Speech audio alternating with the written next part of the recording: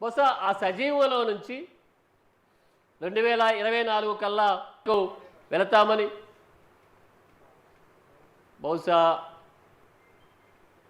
ఈనాటి హోంమంత్రి, ఈనాటి ఈ దేశ హోంమంత్రి చాలా కాలంగా, దాదాపు ఒక 5 ఏళ్ల కాలంగా చేస్తున్న ఈ ప్రకటన ఏదైతే ఉన్నదో ఆయన చాలా చాలా చాలా డేట్లు ఇచ్చి ఉన్నాడు. ఆయన 24 కాదు ఆయన ఇచ్చిన డేట్, ఇంకా ముందే ఇచ్చి ఉన్నాడు. అయితే తను త్వరలో తాను కూడా కోల్పోతున్న ఆ పదవి నుండి 24లో నేనేదో చేయబోతున్నానని ఛత్తీస్గఢ్ ప్రభుత్వంతో కలిపి ఒక యుద్ధ వ్యూహాన్ని రచించాడు ఆయన. నిజానికి ఇది ఒక యుద్ధ రచన. ఇది ఆపరేషన్ కగార్ అనేది ఒక యుద్ధ రచన. అది ఆ యుద్ధ రచనలోని సారాంశాన్ని మనం అర్థం చేసుకోలేకపోతే, ఆ యుద్ధ రచన ఎట్లా కొనసాగుతుందో మనం అర్థం చేసుకోలేకపోతే, ఇవాళ ఆదివాసీ ప్రాంతాలలో తల్లి పాలు తాగుతున్న ఒక పసిపాపను తూటా తాకితే, మరణిస్తే,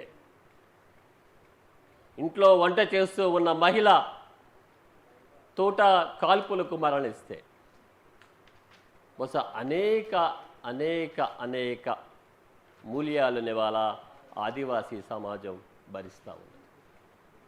ఒకవైపు డ్రోన్ సానే సాధనం ద్వారా దాడులు గత 2 ఏళ్లుగా కొనసాగినాయి. బహుశా మన పౌర హక్కుల సంఘం వాళ్ళు నిజ నిర్ధారణ కమిటీ కూడా వెళ్ళి వచ్చి ఉన్నారు. డ్రోన్ చేసిన విధ్వంసం, డ్రోన్ ద్వారా, ఆయుధం ద్వారా చేసిన విధ్వంసం మన కళ్ళ కట్టినట్లుగా వాళ్ళు రేఖాచిత్రాల ద్వారా, ఫోటోల ద్వారా మనకు చూపించారు. అంటే మనకు చూడని ఒక ప్రపంచాన్ని, మనకు చూడని ఒక విధ్వంసాన్ని పౌర హక్కుల సంఘం ఒక 2 ఏళ్లుగా తన బాధ్యతల్లో క్రమంగా చూపించింది. ఇవాళ డ్రోన్ కాదు, ఇవాళ డ్రోన్ కాదు, ఇవాళ కగార్, అంతిమ యుద్ధం. దాదాపుగా 2 నెలల కాలంలో 100 మంది మావోయిస్టుల ఎదురుకాల్పుల్లో మరణించారు. ఇవాళ మనం 5వ నెల మొదటి కాలంలో ఉన్నాం. గత ఏడాది 23లో 29 మంది మావోయిస్టులు మాత్రమే మరణించారు. సంఖ్య ఎట్లా పెరుగుతుందో చూస్తూ ఉన్నారు కదా. 4 నెలల కాలంలోనే ఇప్పటికీ దాదాపు 100 మంది మావోయిస్టులు, ఒక సంఖ్య చెబుతూ ఉన్నాడు వాడు, ఒక సంఖ్య చెబుతూ ఉన్నాడు. అందులో మావోయిస్టులందరూ, ఆదివాసులందరూ ఆ సంఖ్య దగ్గర ఒక నిర్ధారణ లేదు. మనం వాడు చెబుతున్న సంఖ్యను ఎంతో కొంత నమ్మవలసి ఉంటుంది, ఆ సంఖ్య నిజమనుకోవాల్సి ఉంటుంది. కానీ నిరాయుధులైన ప్రజలను ఎవరు లెక్కిస్తారు? ఆయుధం ఉన్నవాడితో యుద్ధం చేస్తాడు. గెలిపెవరిదో, ఆ యుద్ధంలో ఎవరు విజేతలో నిర్ణయించబడుతుంది.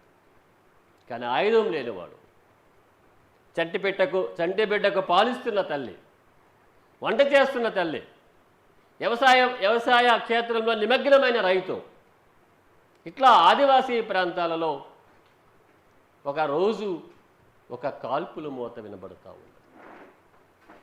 బహుశా మనం పుస్తకం చదువుతున్నప్పుడు, వినోద సాధనమైన టీవీ చూస్తున్నప్పుడు, అన్నం తింటున్నప్పుడు మన మెదళ్ళలో, మన ఆలోచనలలో ఈ విధ్వంసీకరణ జరుగుతూ ఉన్నది అనే ఎరుకు లేకపోతే ప్రమాదం. ఇది భారతీయ సమాజానికే ప్రమాదం. ఇవాళ కగార్ అనేది ఒక ఆదివాసీ ప్రాంతాల్లో జరుగుతున్న ఒక యుద్ధ వ్యూహం మాత్రమే కాదు. ఇవాళ అది భారతదేశం మొత్తం మీద ఎక్కువ పెట్టబడిన బ్రాహ్మణీయ హిందుత్వ యుద్ధ వ్యూహం. ఇది మన వరకు కదిలి వస్తుంది, మన వరకు రానే వచ్చింది. అయితే మనం సూచి చూడనట్లు, మనకు వినబడనట్లు, మన మెదడుకు, మన కంటికి అందనట్లు మన పొరుగునే ఉన్న మన సరిహద్దుల్లో ఉన్న ఒక ప్రాంతంలో యుద్ధం జరుగుతూ ఉన్నప్పుడు యుద్ధమే జరుగుతూ ఉంది. దీన్ని మామూలు పరిభాషలో ఎన్కౌంటర్లు ఎదురుకాల్పులు అనుకుంటే అది మనం మోసం చేసుకున్నట్లా అవుతుంది. ఒక యుద్ధమే జరుగుతూ ఉంది. అయితే ఆ యుద్ధం జరుగుతున్న తీవ్రత గురించి ఎవరికి చెప్పాలి? ఇక్కడ ఫలానా చోట యుద్ధం జరుగుతూ ఉన్నది, ఇంతమంది ఆదివాసులు చనిపోయినారు, ఇంతమంది మావోయిస్టులు చనిపోయినారు, ఇంతమంది పోలీసులు చనిపోయినారు, ఈ వార్త ఎవరికి చెప్పాలి? అలాంటి వార్తలు మన మెయిన్ స్ట్రీమ్ మీడియాలో కనబడవు. ఏదో ఒక స్క్రోలింగ్ పోతూ ఉంటుంది, రిబ్బన్లా పోతూ ఉంటుంది. మావోయిస్టులు పోలీసుల మధ్య ఎదురు కాల్పులని ఒక రిబ్బన్ ఒక టీవీ తల మీద పోతూ ఉంటుంది. అయితే అక్కడ జరుగుతున్నది ఏమిటి? ఆ విధ్వంసీకరణ రూపం ఏమిటి? కగార్ ప్రొఫెసర్ హరిగోపాల్ రావాల్సి ఉన్నది, ఆయన అనారోగ్య ఎండ కారణంగా రాలేకపోయినారు. కగార్ అనే ఒక పుస్తకాన్ని విరసం దాదాపు ఒక 10-15 రోజులలో ప్రచురించింది. ఆ పుస్తకాన్ని ప్రచురించడమే కాదు, దానికి ముందు ఒక కరపత్రానికి ఒక 4,000-3,000 కరపత్రాలని ఇవాళ దండకారణ్యంలో ఏం జరుగుతున్నది సమాజానికి చెప్పాలని ఒక ఉద్దేశంతో ఒక ప్రయత్నం చేసింది. ఇవాళ కగార్ అనే ఒక పుస్తకాన్ని, చాలా విలువైన వ్యాసాలతో వచ్చిన ఒక పుస్తకాన్ని విజయవాడలో ఆవిష్కరించినాము, ఇవాళ హైదరాబాద్లో ఆవిష్కరిస్తున్నాం. ప్రొఫెసర్ హరిగోపాల్ గారు రాని కారణంగా పౌర హక్కుల సంఘం అధ్యక్షులు ప్రొఫెసర్ లక్ష్మణ్ గారు ఈ పుస్తకాన్ని ఆవిష్కరిస్తారు. ఆవిష్కరించిన తర్వాత ఆయన మాట్లాడతారు.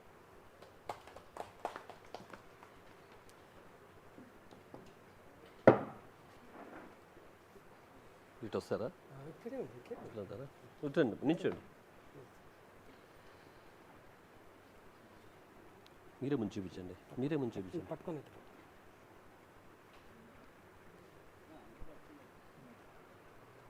దండకారణ్య రచయితల వ్యాసాలతో పాటు విరసం సభ్యుల వ్యాసాలు, ప్రొఫెసర్ వేణుగోపాల్ వ్యాసం ఒకటి, ఇట్లా అన్నీ కలుపుకొని 10 వ్యాసాలతో కగార్ పుస్తకాన్ని వెలువరించాం. ఈ పుస్తకం లోపలికి వెళ్ళనగానే ఒక 2 మాటలు చెప్పి నేను లక్ష్మణ్ సార్కి మైక్ ఇస్తాను. అంటే ఈ పుస్తకాన్ని ఎందుకు తేవాల్సి వచ్చింది? ఆపరేషన్ గ్రీన్ హంట్ అయినప్పుడు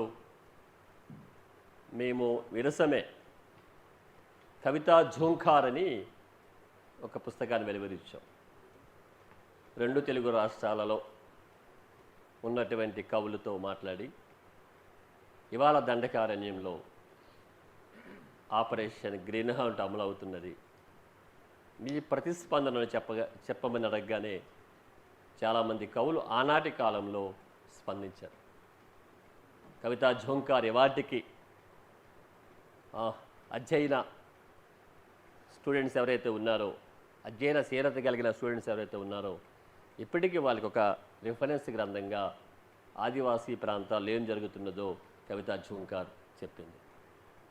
ఇవాళ ఈ పుస్తకం చాలా కాలం తర్వాత కగార్ అనే ఈ పుస్తకాన్ని విరసం వెలువరించడానికి కారణం దాదాపు 10-12 వ్యాసాలతో వసంత బేగం అక్కడ జరుగుతున్న విధ్వంసాన్ని ఒక ప్రత్యేక సంచికగా వసంత బేగం తీసుకొచ్చింది.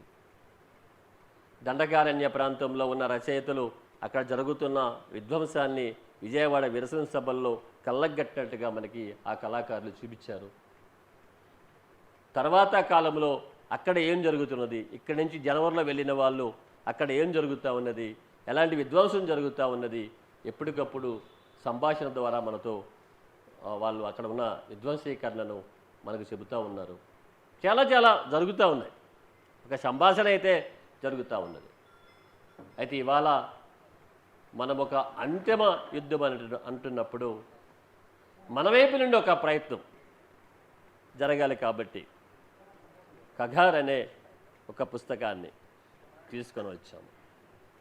బహుశా దీనిని చదివిన వాళ్ళు, దీని గురించి విన్నవాళ్ళు, రచయితలు, ఆలోచన పరులు ఈ పుస్తకాన్ని గురించి మాట్లాడుతూ ఉన్నారు. ఈ పుస్తకం ఎలాంటి అవసరమైన కాలంలో వచ్చిందనే దానిపై ఒక చర్చ చేస్తూ ఉన్నారు. బహుశా ఒక భావజాల ప్రచార వాహికగా కగార్ ఈ వ్యాస రచయితలకు తెలిసిన ఒక సమాచారాన్ని ఒక దగ్గర ఏరికూర్చి కేవలం ఒక 10 రోజుల్లో దాదాపు 100 పేజీల పుస్తకాన్ని తయారు చేసిన. నిజానికి ఇది రూపంలో పుస్తకం మాత్రమే, మనకు కనబడే భౌతికపరమైన పుస్తకం మాత్రమే. కానీ అది ఇవాళ ఎవరైతే తమ అస్తిత్వం కోసం పెనుగులాడుతున్నారో ఆదివాసుల జీవన ముఖ చిత్రమది, భారత ప్రజల జీవన ముఖ చిత్రమది. బహుశా ఈ పుస్తకం వెనుక విరసం కృషిని, విరసం సాధనను ఒక బాధ్యతగా భావించి ఈ పుస్తకాన్ని వెలువరించినాం. అందుకనే ముందు మాటలో చెప్పినట్లుగా దీని గురించి ఆలోచించండి, చదవండి, రచయితలుగా మీరు స్పందించండి. కవితా ఝోంకార్ అప్పుడు ఎట్లాంటి ఒక ప్రతిస్పందన గ్రీన్లాండ్కు వ్యతిరేకంగా వచ్చిందో అలాంటి ప్రతిస్పందనను తెలుగు సమాజం వ్యక్తీకరించాలని కోరుకుంటూ మేము అడగగానే లక్ష్మణ్ గారు, కామ్రేడ్ లక్ష్మణ్ ఈ పుస్తక ఆవిష్కరణకు ఒప్పుకున్నారు. వారికి ఉప్పలవాభినందనలు తెలియజేస్తూ వారిని ఈ పుస్తకంపై సమగ్రంగా మాట్లాడమని ఆహ్వానిస్తున్నాను.